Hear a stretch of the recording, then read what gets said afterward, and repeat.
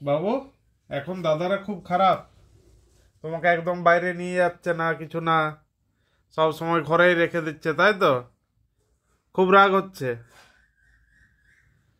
কিচ্ছু করার নেই। তাতে তোর রাগ হোক আর যাই হোক, তোর ভালোর জন্য এইটুকু ডিসিশন আমাদেরকে নিতেই হয়েছে।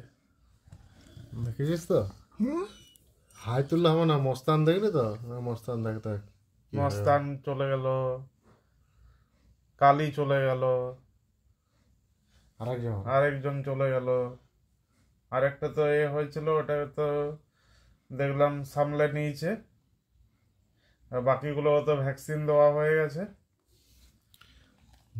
ওই যা চলবে না, না হাই তুললে হবে না তো। এখন 1 মাস ঘরে থাকতে হবে তোমাকে। যা হবে ঘরের মধ্যে হবে, বাইরে নয়। তোমার ডাক্তারবাবু বলছে একদম না বাইরে নিয়ে যাওয়া হয় ওকে।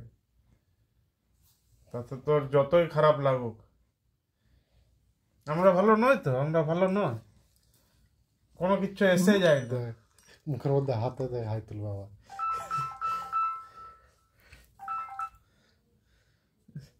কই হাই ওঠাও, হাই ওঠাও, আর উঠবে না। আর উঠবে না। বেশি ঘাটাঘাটি করে দিলে কি আর হাই দেখছিস ওঠে? না এখন খুব রাগ। এখন রাগ না, অভিমান হয়ে গেছে ওর। কিন্তু তোরা খুব খারাপ।